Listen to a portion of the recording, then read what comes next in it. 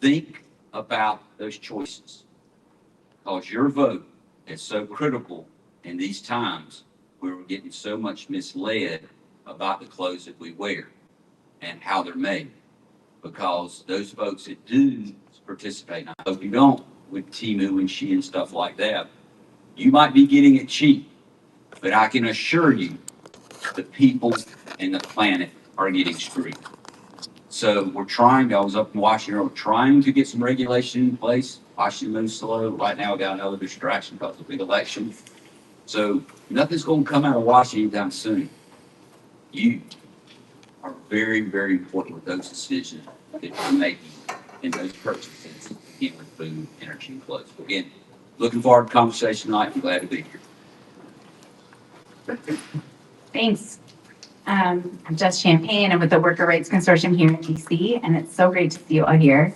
I think there are two reasons I'm especially excited to be here with you all, and one is that I first got involved in these issues as a student. When I was a high school student, I was reading about the way that workers were treated who were making our clothes, and I felt really moved and really also kind of implicated in the poor treatment they were receiving. So I was literally, cutting articles out of the newspaper, trying to figure out what I could learn.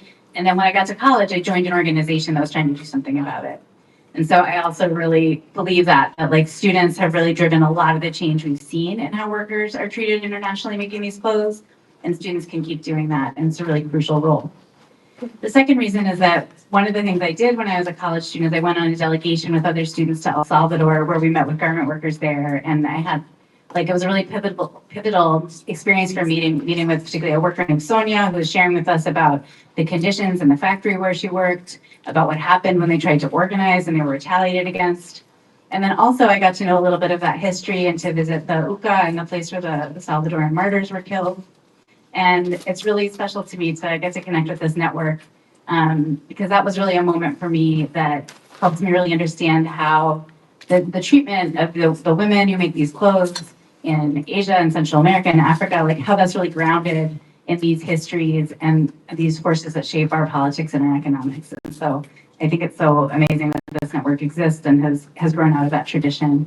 And I'm really glad to be here with you all. I'll just say briefly, the WRC, where I work, is a creation of students in universities and the global labor movement.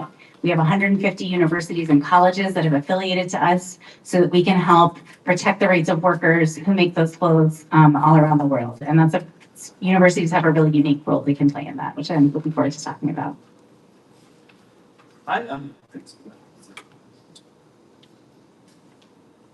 There we go. I'm Brother Ken Homan. My pronouns are he, him. I am a Jesuit of the Midwest province. I live in St. Louis, Missouri. I first got involved with questions of labor justice when I was in the sixth or seventh grade. That's when Nike Shox came out. Shox were kind of the successor to Air Jordans when Nike was trying to rebuild a bit of its brand and try and capture people again. And it's also at the same time when all the reports first started coming out about how Nike treated its workers, especially its workers in Bangladesh and in Vietnam. And I had this horrible moral moment where I said, wait, so I'm going to school, but the kids the same age as me are making the shoes that I'm wearing. That's just not right. And so that was what really got me involved in questions of labor justice. And that was a real passion of mine for a long time, was thinking about workers overseas. And then I had this realization that if our Catholic schools are willing to buy goods and mistreat workers abroad, they're probably willing to mistreat workers here in the US as well. So if you think about the maintenance staff at your schools, if you think about the adjunct faculty at your universities, if you go to a school where you have an incredibly high turnover rate for your teachers because your school is under-resourced, those are connected. Those are the same economic and labor questions that we're asking about fashion and apparel. And so that's where my passion and my work is trying to get Jesuit schools and Catholic schools to commit to worker rights and worker justice. So I'm really glad to be here and be part of this panel with two amazing speakers this evening. So I think we're ready to jump in. Do it. Great. Jessica, if you could tell us a little bit about what are some of the key injustices that we see in fashion and the garment industry, and how did we get to this point? Thanks. give a little more context for kind of how we find out that information, then talk a little bit about that. So our team at the WRC is really focused on that question of what's actually happening in these factories, which, as we were talking about before, is not something that the brands and retailers really want everyone to see and know about. And they've gone to a lot of effort to really distance the workers from the brands and retailer names that we know. And so we were conducted as a body that would go in and really provide independent information about what's happening in these factories. We have folks on the ground in about a dozen countries who are just talking every day to workers, looking at their pay stubs, talking about what's happening in the factories. And particularly when a worker is making clothing that has a university logo on it or produces for the US market, they know that they can come to us and say, hey, this thing is happening. And if we'll try to document it and then raise it with the brands at the top of the supply chain. So when we're out there, I think, the first thing that people talk about is really the poverty wages. So the wages and the workers are earning are extremely low. And then on top of that, there's a very high level of wage theft of people not even getting the amount that they're entitled to. And so what you see, for example, there was a worker in the Dominican Republic who was talking about a time when she got a raise and she was like, I could buy ketchup for my kids. There was another, there are people we talk to who, when they get a raise, it immediately goes to medical care. It goes to school fees for their kids who won't be able to go to even public school otherwise.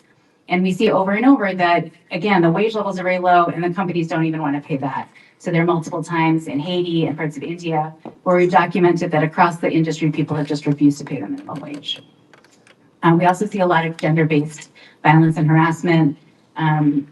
Supervisors often feel like they can harass or touch women with impunity. And the only way that they know to motivate people to produce faster is to call them names, to throw things at them. So it can be an extremely degrading environment to work in.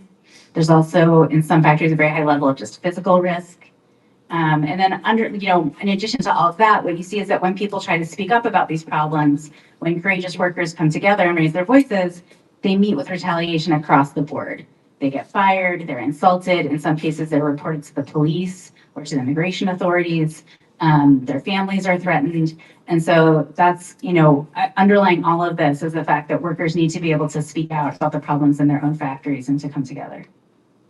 So you mentioned there that workers will often look for the brand name or for especially a university name, and they use that to contact you. What are some other ways that they've organized or tried to collectively address some of those problems you talked about?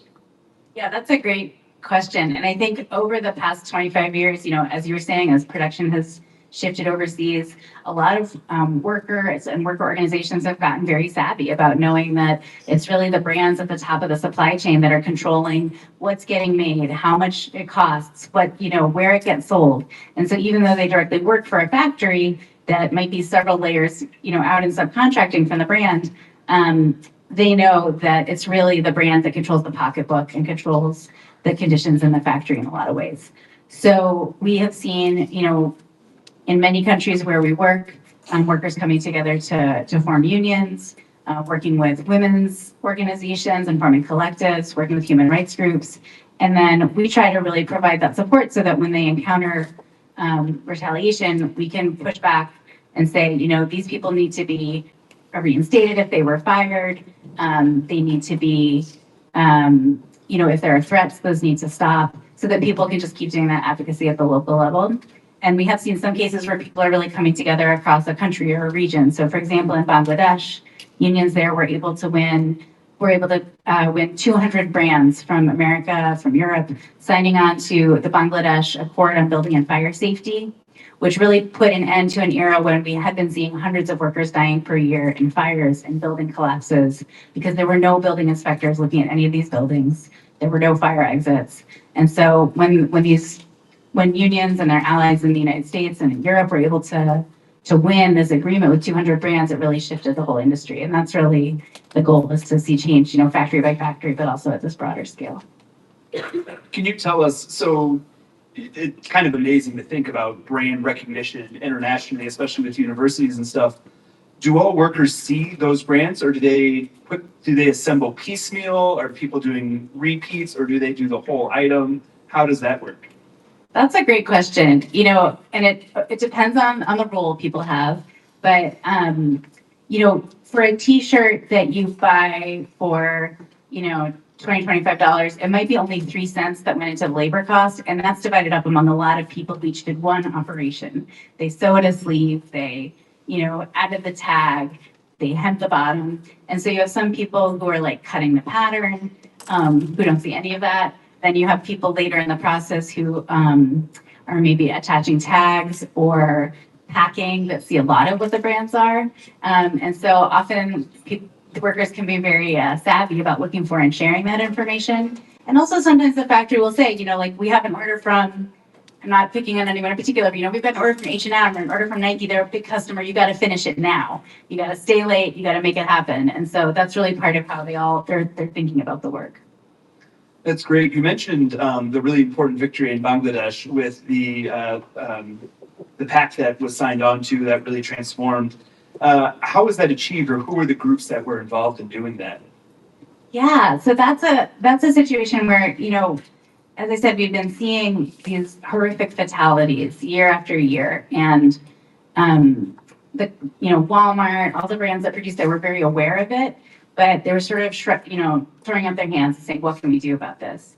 And so, in the wake of a particularly horrific building collapse, the Rana Plaza collapse, where more than 1,000 workers were killed, it was really a coalition of unions in Bangladesh who made up of those workers, global union federations that have union members from all over the world, and then NGOs, including the Worker Rights Consortium and the European group called the Clean Clothes Campaign, coming together and then engaging with all kinds of grassroots organizations, student organizations to say, in particular, there's some companies like VF that really did not want to sign on, and there were students that were really dogging them year after year, bookstore after bookstore, until they agreed to sign on.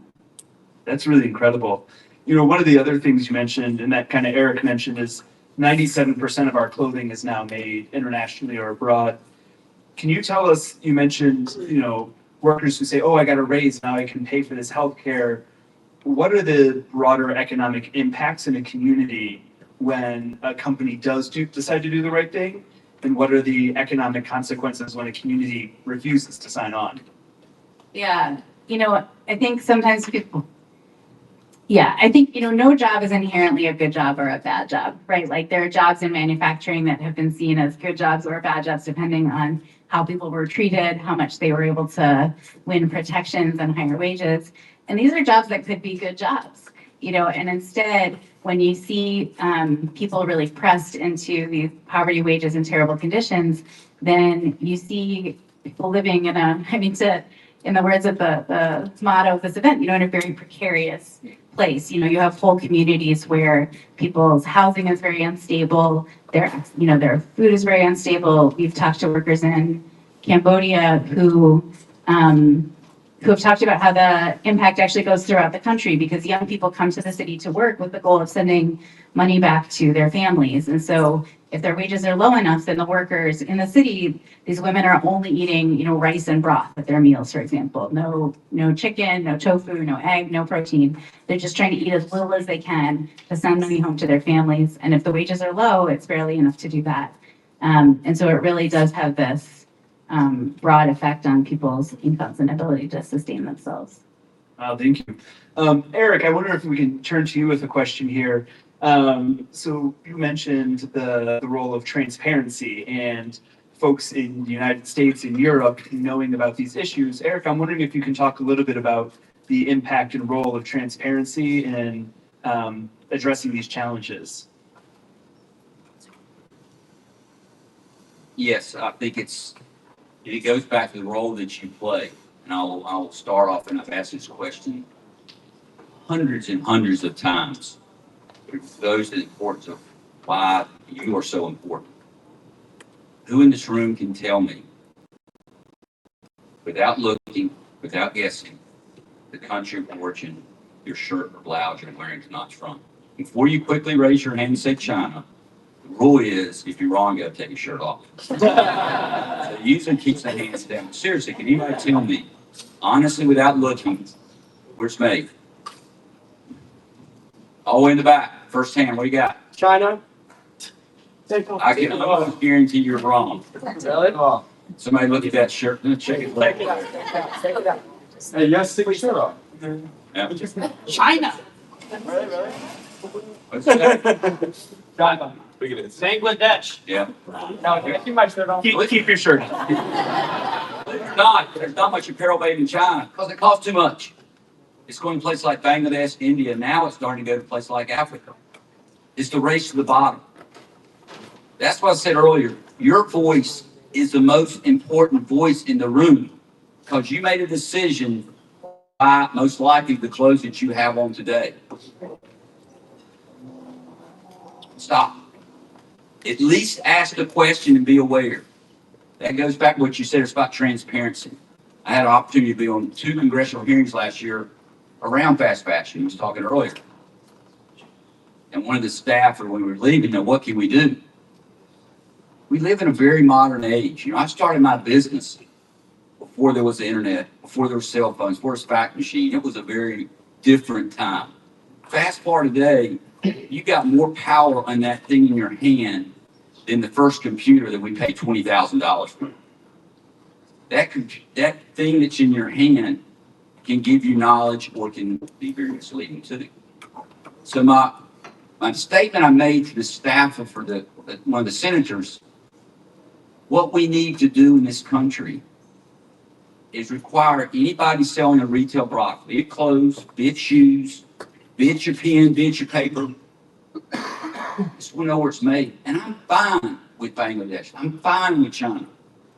What I'm not fine with is you will not tell me that facility in China where it's made. So at TS Designs, we actually print a QR code in our shirt, a printed QR code. You scan that QR code and you can go all the way back to the farmer that grew the cotton in North Carolina. And I give you a picture, I give you a physical address, I give you email, I give you a phone, and you can go to a website, Wear Your Clothing, WHERE, yourclothing.com. I'll give you the information later. You can go, you don't have to ask my permission. You just go, and sure enough, I'm working with a 3rd generation cotton farmer. People out of the blue would just show up, or call them or email them. The power is in our hands for change. We cannot wait for government because the government moves slow, and I said we got something else going on too that's distracting them. So right now, your decisions you make every day. So I was talking about earlier in another group, and talking to a lot of college groups here lately, and everybody's familiar with the brand REI, and I buy stuff from REI. And again, I understand, I'm fine with that. Literally what they're doing in the REI catalog now, they don't even put the country, they just put imported. That is wrong, wrong, wrong. I mean, that is zero information. You might as well tell me it's made on the moon. And so, again, it's pushback from you that's going to have a greater voice than anything else that's happening. Great organization like yourself, so, but all these can be delegates or diplomats or whatever you want to call them to support you because it's a heavy lift when you've got to do it. But imagine Nike, Tommy, Gap, Polo. Put your supply chain on the website so you can. That in itself will probably make the job a little bit easier because those bad characters don't want to be on the website that everybody can find. So transparency is the key. And because, again, the chances of you getting over to Bangladesh and China about zero.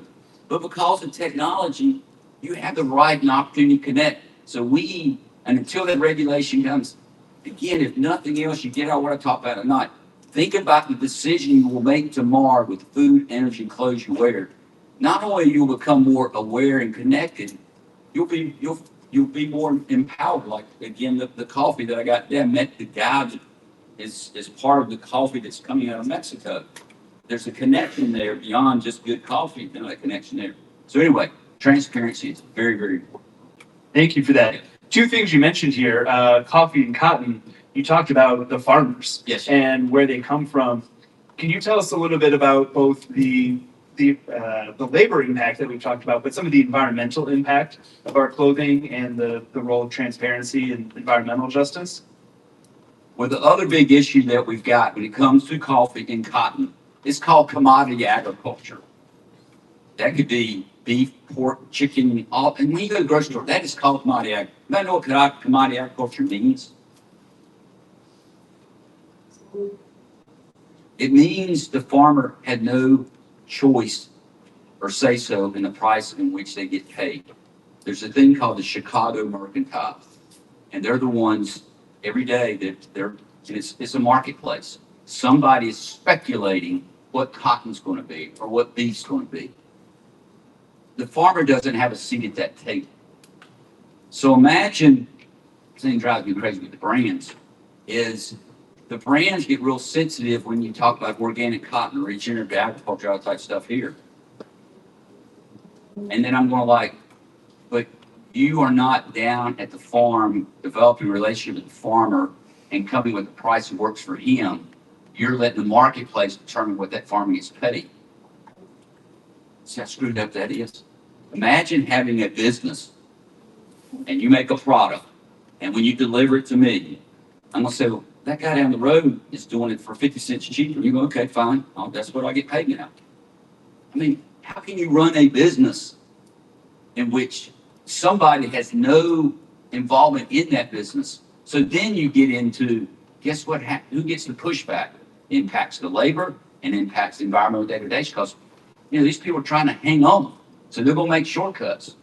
So the brands have so much power in the marketplace. They're pushing all this down. They're dictating down the supply chain of what the labor is. They're dictating where that organic cotton comes from, that they don't tell you the farm. And the time you get it to us, there's no way to tell it's organic cotton or conventional cotton. I understand the value of it. If you can't tell me the farmer, I'm not interested. And then a couple of years ago, that organic cotton was ending up probably in your wheelhouse, the Uyghurs in China.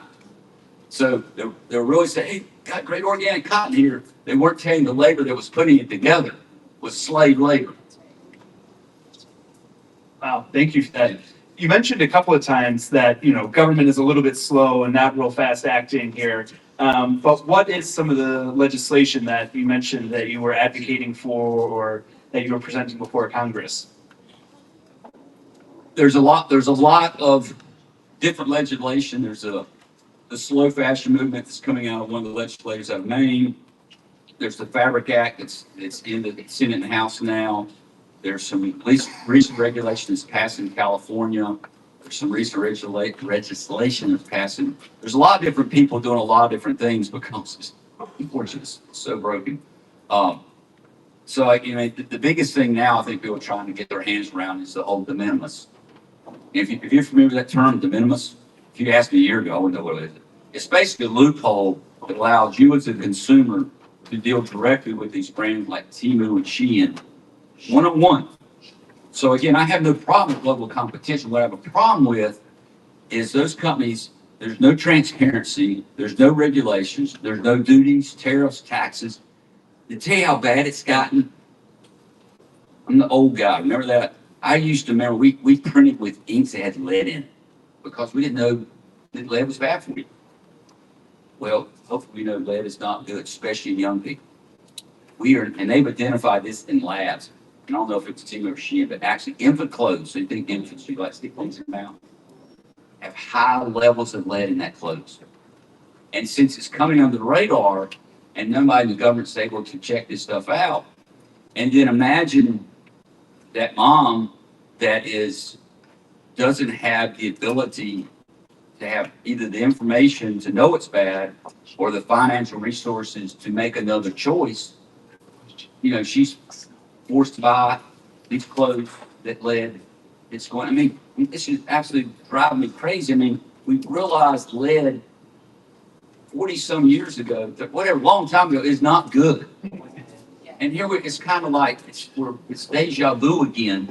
And again, that's why it goes back. You're so important because these companies that are doing this are, it's the race to the bottom. And now I just found out yesterday, Amazon is getting ready to launch their Temu version of a site. And all I can tell you, when the price is cheap, it might be cheap to you, but I can tell you the people on the planet lose. So avoid the temptation. Thank you for that. It was really inspiring. While we collect questions, I've got one kind of question for both of you about holding companies accountable. So, one of the reasons I bought these boots, these are my work boots. I'm a woodworker. I wear these in the shop. They're super comfortable, but they're union made. I know they're made here they're made up in Wisconsin. Yep. A good Midwestern brand. The company recently decided to start making pants and shirts as well. They're not union made in Wisconsin. How do you get a company that's already doing good things to keep doing good things?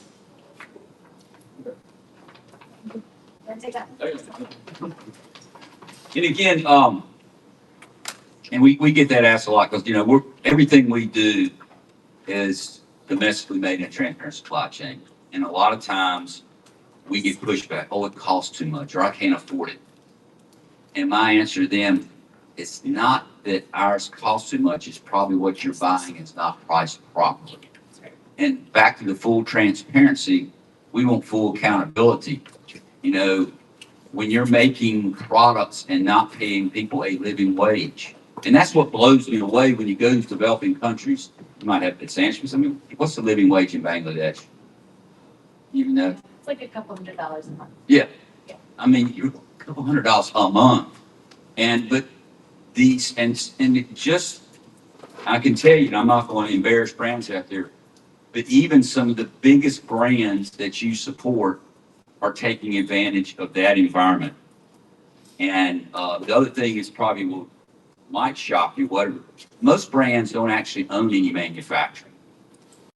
They went away from that. Again, I tell people, pre-NAFTA, which was 1994, Nike's apparel headquarters was in Charlotte, North Carolina. Because Nike was making product US and a lot south. A lot of transparency, but obviously all that's new. So even these brands are making overseas, and again, I'm not going to embarrass brands there, but very few of them, they know where it's being made. But a couple $100, back to real quick on a t-shirt. There's about a half a pound of cotton in a t-shirt. Cotton prices right now are 70 cents a pound. So we got 35 cents of cotton in a t-shirt. 35 cents. And you're out there paying $40. I can tell you the brands, what has happened to brands of going overseas is they went overseas in the 90s to take advantage of the lower labor rates. What we didn't realize is all these other consequences from that. The introduction of microplastics, the introduction of lack of transparency, the introduction of dyes that we identified 20, 30 years ago shouldn't be used before. So they have just continued to go down this rabbit hole of how can we squeeze another nickel out of those jeans. But again, there's no consequences of what is left and the impact of people and planet. Take some. So that's a great question. I think it is really true that all of our choices make a difference. And I think that's even more true when we bring our voices and our money together. And one way to do that is to look at institutional purchasing and licensing. And so whether you're at a high school or a college or university, or you're just part of a church, they're making decisions about how to spend their money. If you're buying a shirt for an activity, where does that come from? If there's a Barnes and Noble or a Follett or another bookstore full of shirts and hoodies and pants and caps, what's being sold there. And that's, I think, where we can really maximize our impact. And so that's part of what we do. And, students have been able to win some really important concessions, really important changes from colleges and universities over the years that in turn are pushing their business partners like Nike, Under Armour, Adidas, the companies that make t-shirts and caps and stuff like that. Or as you said, they don't make them, but they sell them. And one of those is actually around transparency. So when we were both in college 25 years ago, students said, we have the right to know where this stuff is made. And so now if you go to our website, the Worker Rights Consortium, for our 150 affiliate universities, you can see for each licensee, for each brand they work with, what factories is that brand using. And as you said, that's one step toward really seeing change. Also, the universities have contracts with those companies that spelled out all kinds of things, right? They said, how can Nike use our logo? What color shirt can Under Armour make? Where can Adidas sell their shirts? And the students said, wait a minute, you have all this concern about the logo. What about the workers? And so in the late 90s, students were able to get universities to put rules in those contracts saying that workers have to be treated with respect and meet certain they have to have basic rights respected. And so I think continuing to raise your voice around that and influence it provides a really clear way to either drive business to good companies that are doing good things, and also to hold other companies accountable. There's a new organization called Students for International Labor Solidarity that's working on some campuses. And whether it's with them or with another group or just coming together with a couple of friends and going to your university administration or your high school and saying, okay, what companies are we partnering with? What are we doing to make sure that people are being treated right? And, if it's a college or university, we would say, are you affiliated to the Worker Rights Consortium? That's a really good place to start. And if you are, what do you do when you get a report from them that workers' rights have been violated? What do you do about it? So I think any way like that you can bring your voices together to affect institutions can really drive change. Thank you for that. We have a ton of really good questions. So first of all, I want to say thanks for the participation here. I'm going to try and merge questions a little bit so that we can get to as many of them as possible. One of the ones that really stands out, there are a few people who asked a very similar question, is when we talk about ethical purchasing, it sometimes comes with a higher price tag, at least as we experience it in kind of our everyday shopping. What are folks who are already in poverty in the US supposed to do to help fix this problem if they don't have the purchasing power that others might have? Great question. And I get that question a lot, and I don't have the answer. Because it's challenged when you have the information, but you're not able to act upon it, but in this case, because of financial ability. So, the thing that we have to, first of all, those people that do have the ability, we need to get them on board, because by them switching the way that they're changing their purchasing can help drive the marketplace. So it's tough. We have, again, being on this planet now for 67 years, we've got so infatuated with the price that we see and not the real cost behind the price. And I can also tell you the gap has just grown.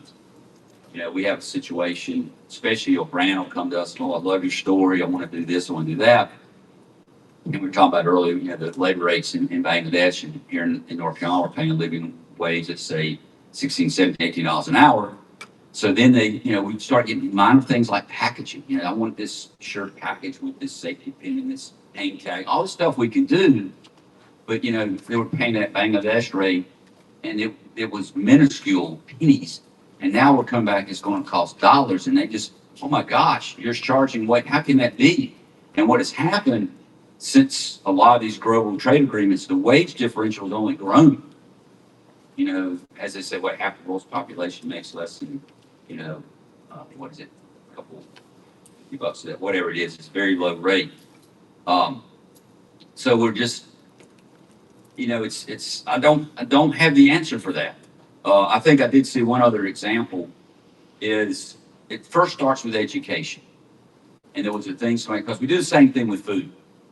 The food that we like, the fast food, tastes great, relatively inexpensive, still food that makes us healthy, but we're not measuring long-term health consequences of that, or the energy or the carbon footprint. So one thing I was advocating is just start putting the information on the food of this is, yes, you're paying export, but this is the impact of that food. Don't change the price, because again, there's people that are very dependent on that, but that is the big dilemma that we have got to solve. But the first thing we do that, bring on the transparency, and then, we got to start, level the playing field. Those people that are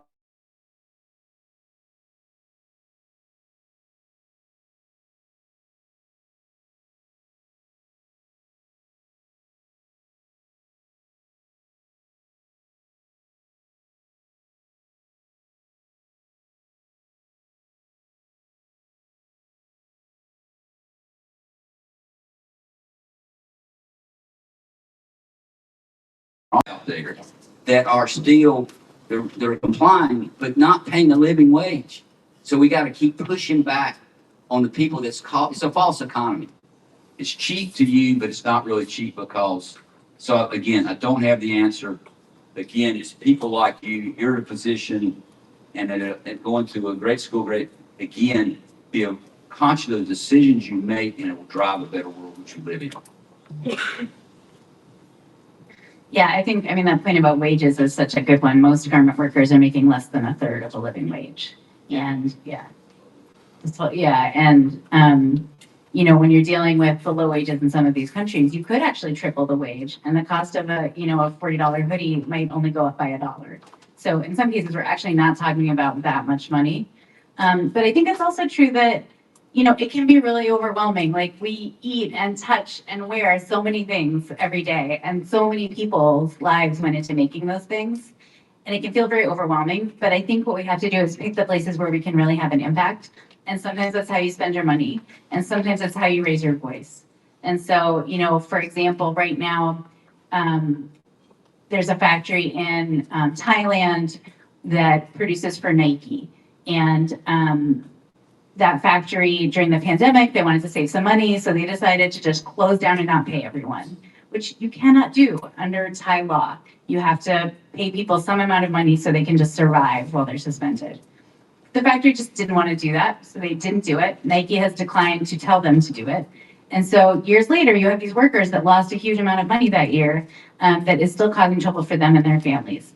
And so, one way to think about that is how it affects your buying choices. And another way to think about it is to say, okay, like we need to tell Nike, that's not okay. Like this is a very specific situation out there where we can raise our voice and spread the information. And so that's part of how I try to think about it.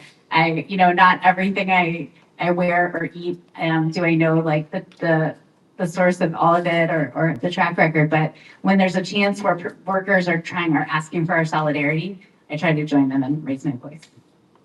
So I think that's a really great follow-up is how do they join in solidarity? That it's not just about the purchases that they make, but what are other opportunities to express that solidarity? Yeah, obviously, I think that's a great question, and that's really what I try to think about. I think, on a lot of campuses, there is a group that's United Students Against Sweatshops or Students for International Labor Solidarity, or maybe there's I don't know, if there are still amnesty clubs and human rights clubs, but as long as you can get some group of people together, you can find information from, those organizations, from our organization, about key problems where people are actively asking for that solidarity. And I think just getting a couple friends together and picking one thing to start asking your university questions about, to start asking company questions about is a great place to start. I know that story about Nike and the Taiwan facility. I think, do your research. Again, it's easy to grab a headline off social media and stuff, but do your research. But don't, as much as you like the brands, don't support the brands that don't support impacting the planet. And the thing that also blows me away, old dude, is that there used to be a ratio that we looked at, the rate difference between the CEO of the company and the worker. And it used to be anywhere maybe 20 to 30, And some companies have really squeezed it down. When you get into the apparel industry, it's thousands percentage of and it's so interesting because I go into a lot of these, C-suite CEOs' office of apparel brands in the U.S., phenomenal, had a boatload of money. I'm just saying, how do you sleep at night knowing that you've got somebody making your product that allows you to fly on your jet? And again, just pay a living wage. Jesus, I'm sorry. I get very frustrated but it's, again, I keep going back and saying, it's going to be up to us. These companies are not going to wake up and say, oh, we're going to start paying people a living wage now. No, we're going to have to force them because at the end of the day, Nike wants to sell shoes. Adidas wants to sell shoes. So we have to hold them accountable and says, I am not supporting your brand until you adjourn. And think about it, so just pay a living wage. I just can't imagine. I live in a state now, minimum wage is $7.25. Yeah, shocking, embarrassing. Um, and there's people that still find a way to get around to, they take advantage of people that can't speak up for themselves and put them in match. We got that tip rate of $2.25. That's some very bad things, even in our country, that allow people, because again, $7.25, I can tell you, in Alamance County, North Carolina, ain't gonna get you very far. And so, again, it goes back to us to hold these brands accountable. If I can jump in with a comment about brands, is anyone here wearing a piece of school swag in school? Like right now? Stand up first for a second. Molly. All right. Tell me about the colors on your shirt or hoodie there. Paul's like Greg, that's fine. Kind of maroon, okay? And our SLU high guy here. Yep. It's like dark gray. Okay. Some blue one. All right. The text on those shirts, on those hoodies, that is a specific color that is part of your school's brand. Especially universities, there's a giant chart, a color code chart, that gets down to the 6th digit about the specific color that you have. Those are protected brands. You are wearing brands. The school name. Jesuit, you can sit down. Thanks, guys. Yeah. Jesuit is a protected brand. If you try to name something Jesuit without asking the Jesuits, you will get a cease and desist letter. You're not just talking about the clothing brands, you're talking about the brand of your school. And they need to be held responsible. And they need to make sure they're doing the right thing. And you all have a tremendous voice and tremendous power to do that. We've talked a lot up here about subcontracting, where you pay another company who then pays the worker to do the work, but not your own school. Your schools do that because it's often cheaper, but then because your school doesn't get blamed if something happens. If Mr. Johnson, your maintenance man, falls off a ladder, your school doesn't pay that insurance. They say, oh, we paid another company, and your school might not know what that insurance is. It's not the same insurance that your teachers have. Those are brands you got to think about too. We got time for a couple more questions here. We'll try and jump in. So one of the questions, has either presidential candidate taken stances on these sorts of labor practices, either locally or internationally? Well, I would say in the United States, there's been a lot of talk about how Donald Trump would like to weaken American labor law and the enforcement of American labor law under the Biden administration. This is not, we're a nonpartisan organization, but under the Biden administration, you have seen that the National Labor Relations Board, which is the organization, the part of the U.S. government that adjudicates cases where workers feel that they've been unfairly retaliated against or fired for trying to form a union or speak out about problems, get together with their coworkers, has gotten much more effective and focused on really protecting workers' rights. And so in terms of work in the United States, I have to say that I could imagine that Harris would continue that path and that Trump would be really trying to undermine those federal agencies and weaken their ability to enforce the law, as well as potentially changing the law. Internationally, I think it's been a really interesting dynamic because, we were talking about NAFTA earlier. The Democrats have not historically stood up the way they need to.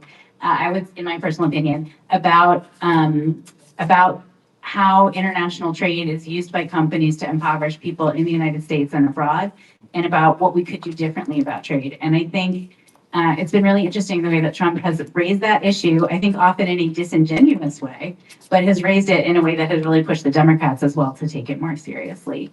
The other thing I will say is that many of the workers that we work with live in countries like, Cambodia, Bangladesh, India, and in Cambodia, there is a dictator there who just passed power down to his son in an election that was not free and fair.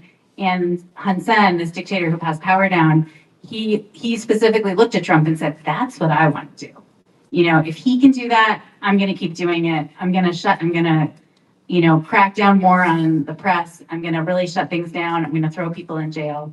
And I think that it can be very dangerous when the U.S. government is not out there, in at least some respect, advocating for for democracy and worker rights. I think you have to, it's where words mean more than action.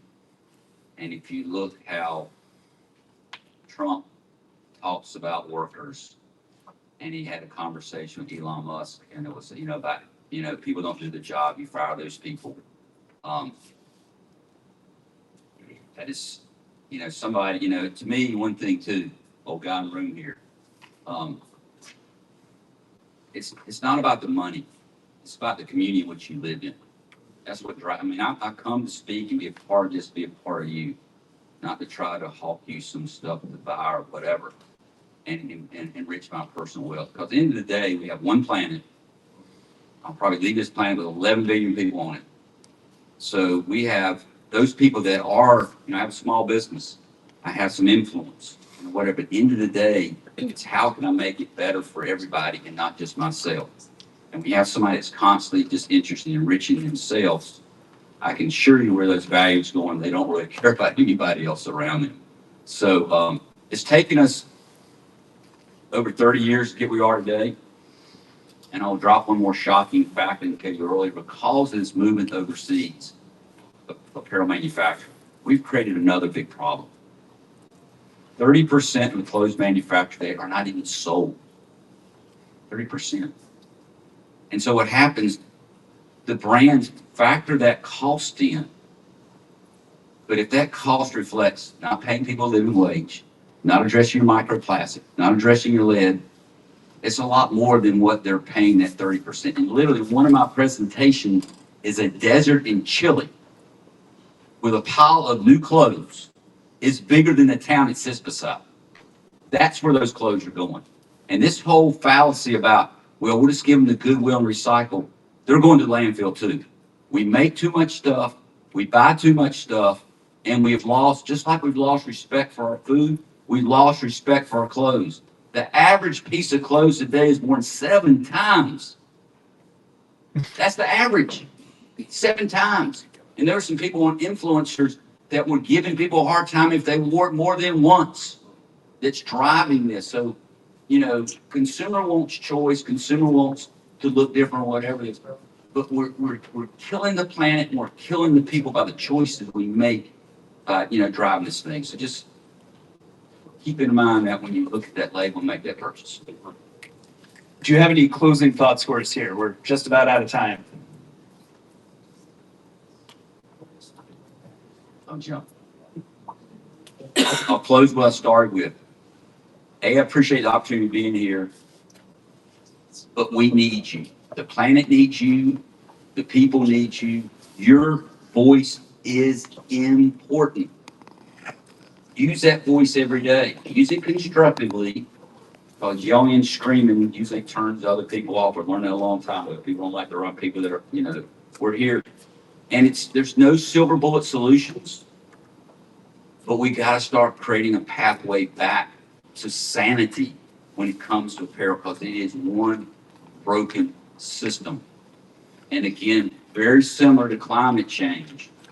We knew this problem, and I'm at the state that just got devastated. They're estimating that cost is over $500 billion in something that literally was not on the radar screen a month ago. And that's caused by climate change. And the same thing with apparel. Every day we wait, the worse it gets. So we need everybody on board. And just, as I said earlier, you have a choice. Food, clothes, energy. Become involved in consumer hype. Become involved, be aware, and advocate for change.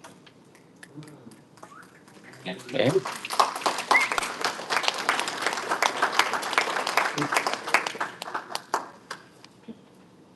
You said that so well. But I think the other thing I would say is that there's an amazing global community of people who are thinking about these things and acting on them, including the workers in the factories coming together and organizing, and people all around the world that are thinking about these issues. And it's an amazing thing to be part of. So when with that energy, with that advocacy, I would really encourage you. I think there's some leaflets in the back of the room about Students for International Labor Solidarity.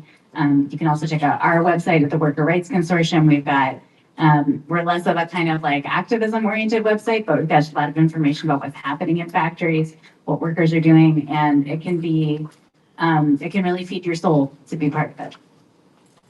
If we can give a round of applause and gratitude.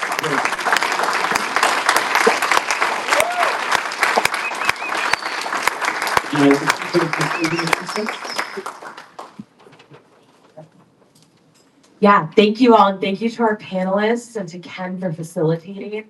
If you are all interested in getting your university connected with ethical brands such as TS Designs with Eric, where the teacher shirt was made, by the way, please text Stan shirt to that number, and you can get connected to SEPA. And we are here as a resource to help you all really advocate to your university, your high school, your Catholic institution to bring ethical products to your campus and community. And so you can get in touch to us this way. We'll be at the merch booth all weekend long as well. So make sure to stop and visit us there as well. I was gonna say that, I forgot my talking point. That's Oh. I mean, I think, I know it's sort of feedback is really, excellent way, especially, in a Catholic context, to just be like bringing your senses together. Thank you. And just one last thing. We know it's big election year. ISN is running a campaign called Voting is an Act of Love. So we are asking that with just 10 days up until the election to sign the pledge to vote, nominate your friends, and also go vote. You can scan this QR code as well for more information on this campaign and for how to vote in your state. But thank you again. Let's give one last One